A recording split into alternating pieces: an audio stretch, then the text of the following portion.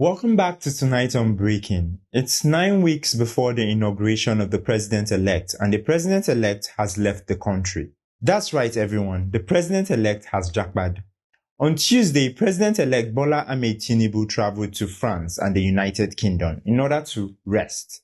The spokesperson for Tinubu, Tunde Rahman, said that the President-elect will also travel to Saudi Arabia in order to observe Umrah, which is the Lesser Hajj.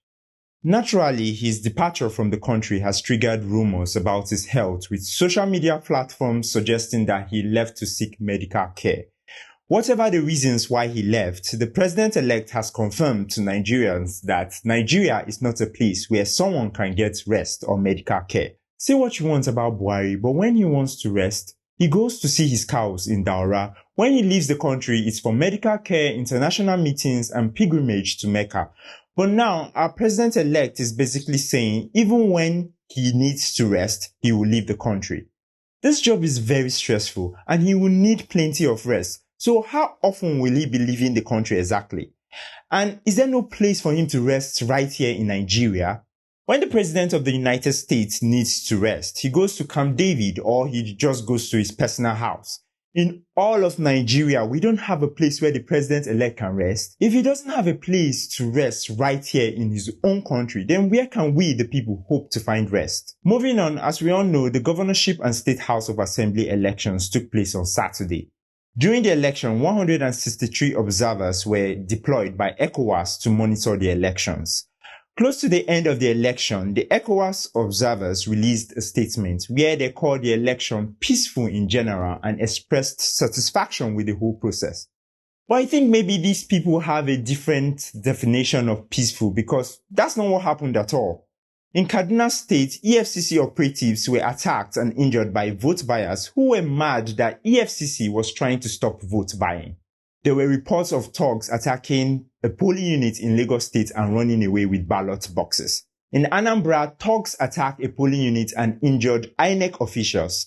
In Borno State, soldiers shot a man after he snatched a ballot box during the election. There was voter intimidation in some polling units and people were disenfranchised because of their tribe. There were reports of violence across media platforms and even European Union observers highlighted that there were multiple incidents of thuggery and intimidation that interrupted polling in various locations. They even reported that there were at least 21 fatalities. So why would ECOWAS call this election peaceful? Well, in the last 16 years, Nigeria has contributed over $1.1 billion to ECOWAS. That's 40% of the total contributions made by all the 15 member states. Nigeria is very important to the finances of ECOWAS. They are not going to come out to say the election was violent. No, they are going to say, smile everybody, it's fine. We are not losing $1.1 billion. It was a peaceful and satisfactory process. Still on the gubernatorial elections, during the week, INEC announced some election results. APC won the governorship polls in 15 states, including Lagos, Kwara, Niger, Yobe, Nasarawa, Kaduna, and Borno. PDP won in 6 states, including Plateau, Bauchi, Rivers, and Akwa Ibom State, while NNPP won Kano State. 4 new women were elected as deputy governors. Akon Eyakieni in Akwa Ibom State, Patricia Obiala in Ebonyi State, Josephine Pio in Plateau State, and Ngozi Odu in Rivers State. And at least 19 women won the National and State Assembly elections. A few young Nigerians did very well in the State Assembly elections. INEC declared 3 26-year-olds as fresh members of the State House of Assembly. Rashid Kashamu, who won in Ijebu North constituency in Ogun State, Rukayat Shitu in Kwara State, and Muhammad Adamu, who won the seat for Doma North constituency in Nasarawa State. Also in Yobe State, 36-year-old Lawan Musa defeats Ahmed Lawan for the Guru constituency seat at the State Assembly. In Ondo State, young candidates between 30 and 45 years old won 12 seats at the State House of Assembly.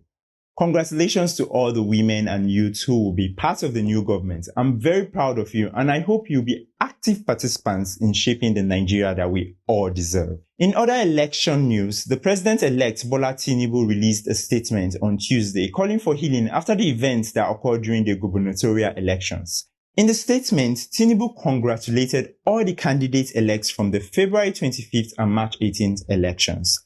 He then went on to condemn the violence that occurred during and after the elections. Part of the statement read, and I quote, "My appeal is for us to rise above our differences, which in reality are fewer than the value strings that bind us together as a people, irrespective of the circumstances of our births." Okay, sir. Where was this appeal the week before the governorship election? Because during that week, partisans of your party, APC, were out on social media issuing threats and making inciting statements, and you were silent. Even the Nation newspaper, a paper published by a company you own, carried a very inciting opinion piece online written by Femi Fani Kayode just 6 days to the election. How did it even get past the editor? Where was the appeal in response to that article? But you know what? We can't just call out Tinubu. Even the British High Commission, Abuja, failed to make any statement condemning the pre-election rhetoric until the 22nd of March, 3 days after the election and over a week after the inciting rhetoric. What did you think would happen in response to that kind of rhetoric? Why didn't you make the appeal before the election? Why didn't you threaten to withhold visas before the election? Before thousands, if not millions of people were disenfranchised from voting, before dozens were killed. It's now, after all is said and done, that appeals and threats are being made. The thing about appeals and threats after the fact is that they do not change what happened. But appeals and threats before the fact could have made a difference. Our last bit of election news, Babagana Zulum has been re-elected governor of Borno State.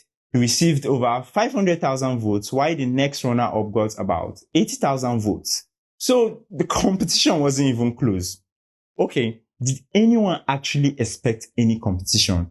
No one wants to be governor of Borno. Do you remember when we were kids in the school playground and we had to form teams? We would pick 2 captains and then the captain would take turns selecting their team members. And there was always that one kid who would be the last one left. That's basically Borno State. The fact that Zulum even wants to be governor there is a miracle to begin with, and we should all be grateful. That's all for tonight on Breaking. I'm Johnny Woody. Ramadan Mubarak to all Muslim faithfuls. Have a good weekend, everybody, and I'll see you back here next week. Thank you.